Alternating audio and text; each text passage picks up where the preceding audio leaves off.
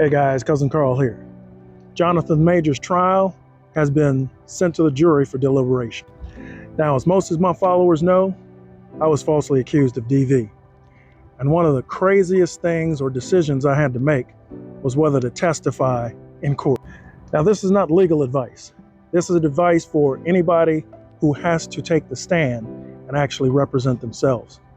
You see, in a DV case, everybody thinks that the man, is the primary aggressor, that the male instigated and started or abused the woman. So a lot of lawyers and legal professionals will tell you, and it's your legal right, not to take the stand. That's why you hire the lawyer. The lawyer is there to speak in your defense on your behalf. However, when it comes to DV, a lot of times the jury looks at the man because they think he's guilty. He's just sitting there.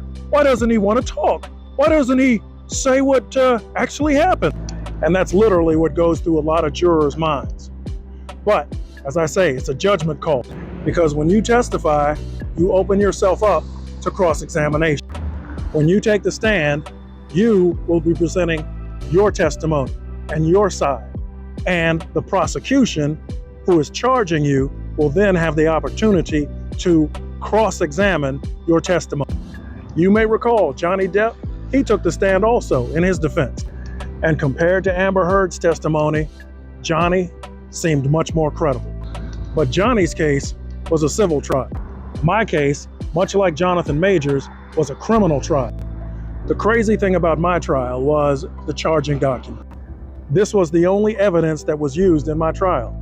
You see, there were no photos, only my ex-wife testimony.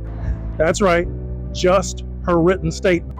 But see, what a lot of people don't know is this happens in family court all the time. A woman can just walk into a police station or a courtroom, and because she wants child support or because she wants child custody, can just make it up as she goes.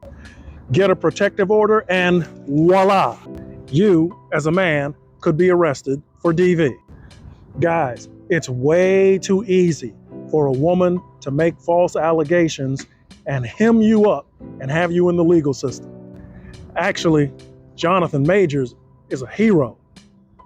He was sprinting away from that Grace Jabari lady.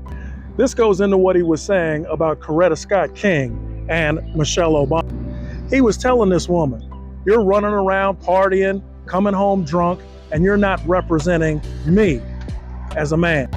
Unfortunately, Grace Jabari had no respect for Jonathan Majors and his position. Similarly to any regular average Joe, if you don't respect your man and what he's about, you don't represent him. And that's why he was running. Now, speaking of that infamous chase scene, if that had happened 30 years ago, a white woman running after a black man, somebody would have pulled out and took him out, just under the assumption that he had robbed this woman or stole a purse or something like that. Trust me when I say I've dated Latino women, I've dated white women, I've dated all types of international women. And when it comes to dating in America, black men have to be careful.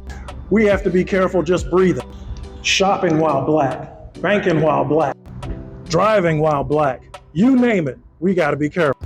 And the other part to this story is I've even seen both black women and white women say, that's what you get for messing with the white woman. It's not about the race of the woman, it's about the gender of the woman. Because I've met guys, Asian, white, black, that have all experienced false allegations of DV. You can even see on this TikTok app, women putting on makeup, filters, all to make it look like they've been assaulted. And modern women have actually become more aggressive and more masculine. So is it really on the men? Or are women just outside of their normal gender role? But in any respect, guys, I have to ask you the same question. How long are you going to put up with this? As we go into 2024, we need to focus on a lot of things. Child support reform, mandatory DNA testing, and prosecution of women making false allegations. And you mothers with sons, it's only a matter of time until you and your son run into a woman like Grace Jabari, or Amber Heard, or even like my ex-wife. And the holidays are the times when this type of stuff happens more than any time of the year. Date her, don't get married. Oh, by the way, afterthought. Little Friday happy hour going on. Guys, you gotta understand.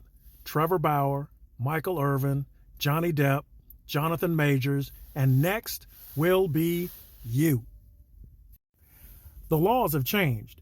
Even though Grace Jabari was arrested, she probably cut a deal with the New York State Prosecutor's Office in order to provide testimony against Jonathan Majors.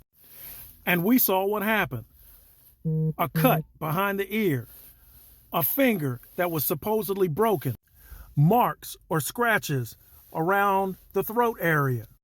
That is what's legally called a preponderance of evidence. That's a legal standard.